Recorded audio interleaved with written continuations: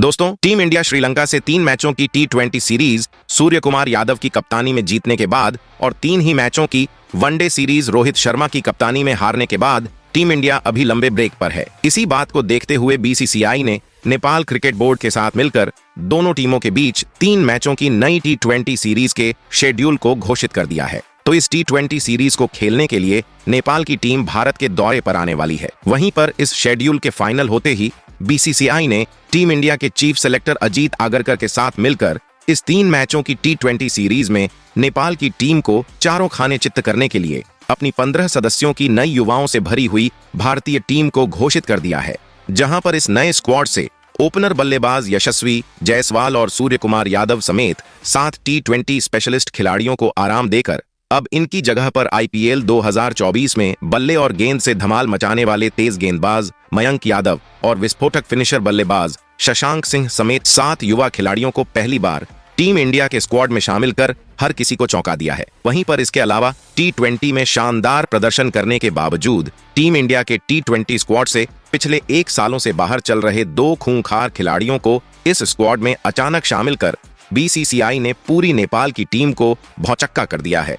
वहीं पर team India के युवा ब्रिगेड से जुड़कर अब ये सारे खिलाड़ी टीम इंडिया के T20 स्क्वाड को पहले से बेहद मजबूत और खतरनाक बना रहे हैं। तो अब ऐसे में नेपाल के खिलाफ खेले जाने वाले इस T20 सीरीज के लिए टीम इंडिया की प्लेइंग 11 में भी होंगे कई बड़े चौंकाने वाले बदलाव। जी हां दोस्तों, आप बिल्कुल सही सुन रहे हैं। जैसा कि आप सबको पता है, टीम इंडिया भले ही T20 फॉर्मेट की ICC रैंकिंग की नंबर 1 की टीम है, लेकिन इस नए स्क्वाड में कई सीनियर खिलाड़ियों के ना होने की वजह से नेपाल की टीम जरूर इस T20 सीरीज में भारतीय टीम को कड़ी टक्कर देगी। तो दोस्तों, इस नए वीडियो में हम आपको बताने वाले हैं टीम इंडिया और नेपाल टीम के बीच खेले जाने वाले इस 3 मैचों के नए T20 सीरीज का क्या होने वाला है पूरा शेड्यूल। वहीं पर भारत और नेपाल के बीच इस T20 सीरीज का पहला T20 का बड़ा महामुकाबला कब और कहां खेला जाएगा।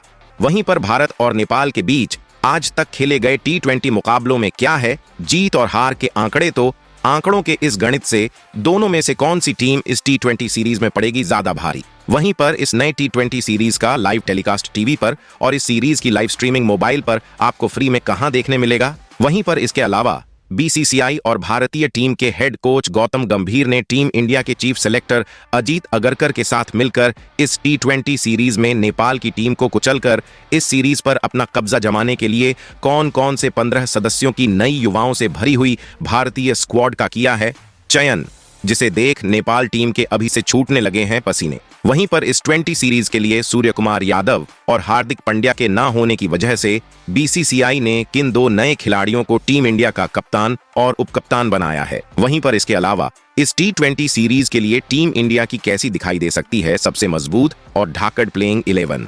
इसके अलावा इस T20 सीरीज से जुड़ी हुई कई जरूरी और बड़ी बातें जिसे जानना आपके लिए यह T20 सीरीज शुरू होने से पहले बन जाता है बेहद जरूरी। लेकिन उससे पहले दोस्तों, आप हमारे चैनल पर नए हो तो टीम इंडिया से जुड़ी हुई हर छोटी बड़ी जानकारी से जुड़े रहने के लिए अपने इस क्रिकेट चैनल क्रिकेट क्लासरूम को सब्सक्राइब दिल से इस वीडियो को एक लाइक और शेयर करना बिल्कुल ना भूले। तो दोस्तों, इस नए वीडियो की शुरुआत करते हैं भारत और नेपाल के बीच खेले जाने वाले इस 3 मैचों के नए T20 सीरीज के पूरे शेड्यूल से। तो दोनों टीमों के बीच का पहला T20 का बड़ा महामुकाबला ग्वालियर के कैप्टन रूप सिंह स्टेडियम में, तो वहीं पर दूसरा T20 का बड़ा महामुकाबला रायपुर के स्वामी मान सिंह स्टेडियम में, तो वहीं पर तीसरा और आखिरी T20 का बड़ा महामुकाबला कानपुर के ग्रीन पार्क स्टेडियम में खेला जाएगा, जो कि भारतीय टीम का होम ग्राउंड है और होम ग्राउंड होने के लिहाज से यहां पर टीम इंडिया को एडवांटेज मिलना तय है। वहीं पर इन तीनों T20 मुकाबलों का लाइव एनकाउंटर दोनों टीमों के बीच भारतीय समयानुसार शाम 7:30 बजे से देखने को मिलेगा। वहीं पर इस T20 सीरीज का लाइव टेलीकास्ट हमको टीवी पर सोनी स्पोर्ट्स चैनल पर, तो वहीं पर मोबाइल पर इस T20 सीरीज की live streaming fan club app पर देखने को मिलेगा। वहीं पर दोस्तों, इस T20 सीरीज के लिए बीसीसीआई ने जिन 2 खिलाड़ियों को भारतीय टीम का कप्तान और उपकप्तान बनाया है उसकी बात करें तो इस T20 सीरीज के लिए पहली बार संजू सैमसन के कंधों पर भारतीय टीम की कमान देते हुए कप्तानी की जिम्मेदारी दी गई है। तो वहीं पर भारतीय टीम की उपकप्तानी की जिम्मेदारी ओपनर बल्लेबाज ऋतुराज गायकवाड़ को दिया गया है। वैसे दोस्तों, आप कमेंट कर बताओ टीम इंडिया का T20 फॉर्मेट का सबसे बेहतरीन और शानदार कप्तान कौन है। वहीं पर दोस्तों, इस T20 सीरीज में नेपाल की टीम को रौंदने के लिए बीसीसीआई ने टीम इंडिया के चीफ सेलेक्टर अजीत अगरकर के साथ मिलकर जिन 15 सदस्यों की युवाओं से भरी हुई खतरनाक स्क्वाड का चयन किया है, उस दमदार स्क्वाड की बात करने से पहले आपको बताते हैं क्या है दोनों टीमों के बीच आज तक खेले गए T20 के मुकाबलों में जीत और हार के आंकड़े। तो इंडिया और नेपाल की टीम ने आज तक केवल एक ही T20 का मुकाबला आपस में खेला है, जिसमें टीम इंडिया ने ही अपना कब्जा जमाया था। तो ऐसे में नेपाल की टीम जरूर इस सीरीज में भारत के खिलाफ T20 में अपनी पहली जीत हासिल करने के मकसद से उतरेगी। बेशक team India on paper Nepal की टीम से भारी दिखाई देती है, लेकिन इस सीरीज में नेपाल की टीम को बिल्कुल भी हल्के में ना लेते हुए BCCI ने जिन 15 सदस्यों की टीम इंडिया के स्क्वाड का चयन किया है, उस स्क्वाड की बात करें तो सबसे पहले इस स्क्वाड में BCCI ने 3 घातक युवा ओपनर बल्लेबाजों को शामिल किया है। तो इस नए स्क्वाड के पहले सलामी बल्लेबाज के तौर पर टीम इंडिया के उपकप्तान ऋतुराज गायकवाड़ को शामिल किया गया है। ऋतुराज गायकवाड़ बतौर ओपनर बल्लेबाज अभी हाल ही में खेले गए लगभग हर T20 के मुकाबलों में कमाल का प्रदर्शन किया है।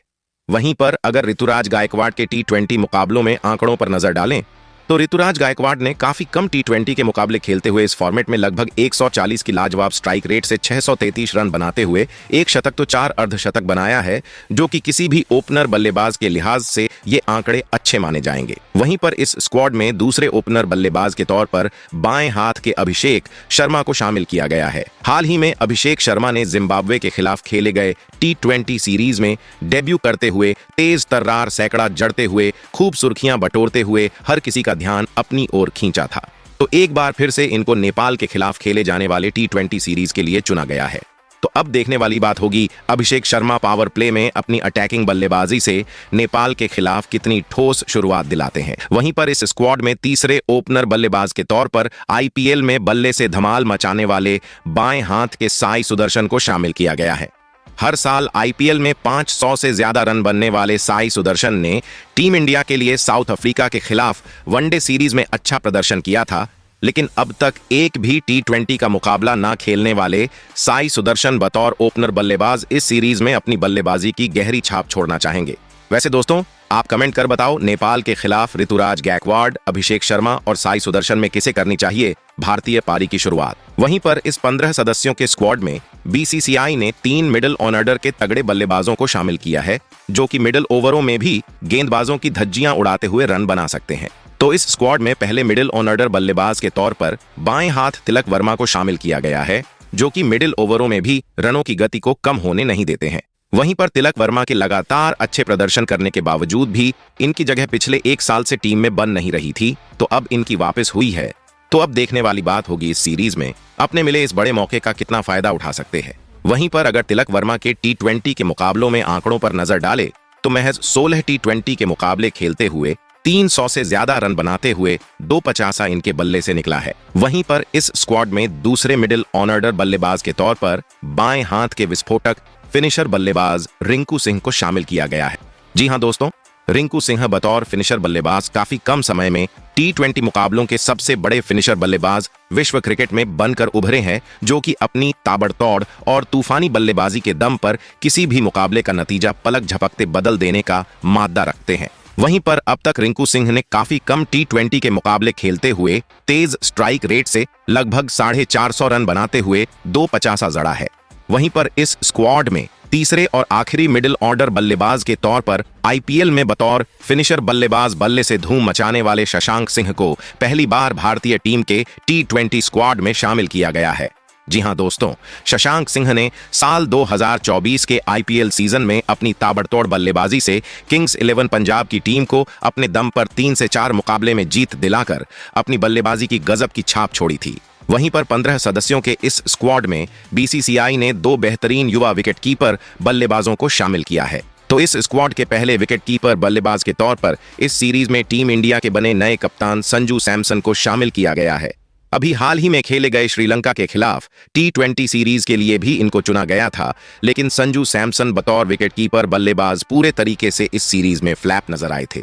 तो ऐसे में संजू सैमसन को अगर टीम इंडिया के T20 के स्क्वाड में बने रहना है तो नेपाल के खिलाफ खेला जाने वाला यह T20 सीरीज बेहद अहम होगा। वहीं पर अगर संजू सैमसन के T20 के मुकाबले में आंकड़ों पर नजर डालें तो संजू सैमसन ने इस फॉर्मेट में बेहद धीमी स्ट्राइक के रेट से लगभग 450 रन बनाए हैं, जिसमें उनके बल्ले से 250 निकला है।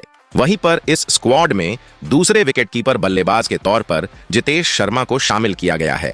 जितेश शर्मा ने आईपीएल में अपनी बल्लेबाजी की बेहतरीन छाप छोड़ी है।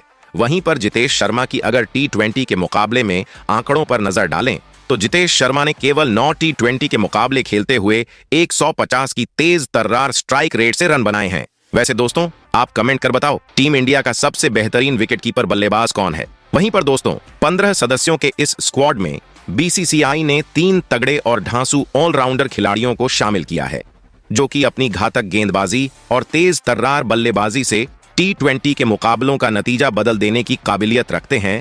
तो इस स्क्वाड में पहले ऑलराउंडर खिलाड़ी के तौर पर बाएं हाथ के वेंकटेश अय्यर को शामिल किया गया है, जिनकी वापसी भारतीय टीम के टी20 स्क्वाड में पूरे 2 सालों के बाद हो रही है।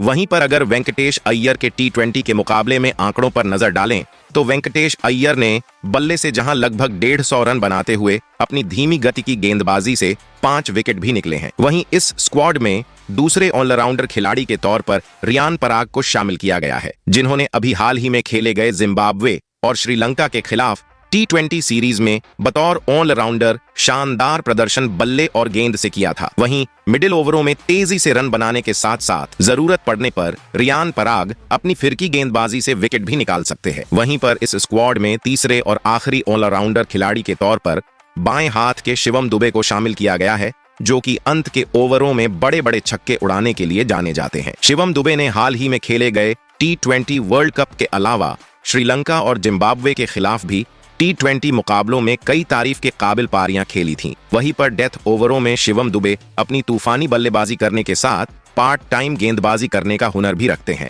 वहीं पर इस 15 सदस्यों के इस स्क्वाड में गेंदबाजों की बात करें तो बीसीसीआई ने 4 शानदार गेंदबाजों को इस स्क्वाड में शामिल किया है, जो कि नेपाल टीम के बल्लेबाजी क्रम को तहस नहस करने का दमखम रखते हैं। तो इस स्क्वाड में पहले गेंदबाज के तौर पर तेज गेंदबाज बिहार के लाल मुकेश कुमार को शामिल किया गया है, जिनको हम सब डेथ ओवरों में कमाल की गेंदबाजी करने के लिए जानते हैं, जिन्होंने अभी जिम्बाब्वे के खिलाफ टी20 सीरीज में अच्छी गेंदबाजी की थी।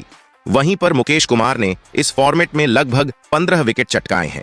वहीं पर इस स्क्वाड में दूसरे गेंदबाज के तौर पर टीम इंडिया के सबसे बेहतरीन लेग स्पिनर गेंदबाज में से एक रवि बिश्नोई को शामिल किया गया है, जिन्होंने हाल ही में खेले गए जिम्बाब्वे और श्रीलंका के खिलाफ टी20 सीरीज में शानदार गेंदबाजी करते हुए 14 विकेट निकले थे। वहीं पर बिश्नोई पावर प्ले में बेहतरीन गेंदबाजी करने के लिए भी जाने जाते हैं, जिनके नाम टी20 में लगभग 50 विकेट दर्ज है। वहीं पर इस स्क्वाड में तीसरे गेंदबाज के तौर पर तेज गेंदबाज हर्षित राणा को शामिल किया गया है। हर्षित राणा को जिम्बाब्वे के खिलाफ खेले गए टी20 सीरीज के लिए भी चुना गया था, लेकिन उनको वहां पर एक भी मुकाबले में खेलने का मौका नहीं मिला। तो ऐसे में हर्षित राणा के लिए नेपाल के खिलाफ टी20 सीरीज में चुना जाना उनके लिए बड़ा मौका साबित हो सकता है। वहीं पर इस स्क्वाड में चौथे और आखिरी गेंदबाज के तौर पर तेज गेंदबाज मयंक यादव को शामिल किया गया है। मयंक यादव ने इस साल खेले गए आईपीएल के सीजन में अपनी तेज गति की गेंदबाजी से बल्लेबाजों को काफी ज्यादा परेशान किया था। मयंक यादव एक ऐसे गेंदबाज है जो कि 150 किलोमीटर प्रति घंटे की रफ्तार से लगातार गेंदबाजी कर सकते हैं। वैसे दोस्तों, आप कमेंट कर बताओ टीम इंडिया अपनी इस 15 सदस्यों की नई युवाओं से भारी हुई खतरनाक स्क्वाड के साथ नेपाल से खेले जाने वाले इस टी20 सीरीज में जीत हासिल कर सकती है या फिर नहीं। वहीं पर इसके अलावा बीसीसीआई को और किस खिलाड़ी को इस स्क्वाड में देना चाहिए था मौका। वहीं पर आपके लिहाज से नेपाल के खिलाफ टीम इंडिया की क्या होनी चाहिए सबसे बेस्ट प्लेइंग 11।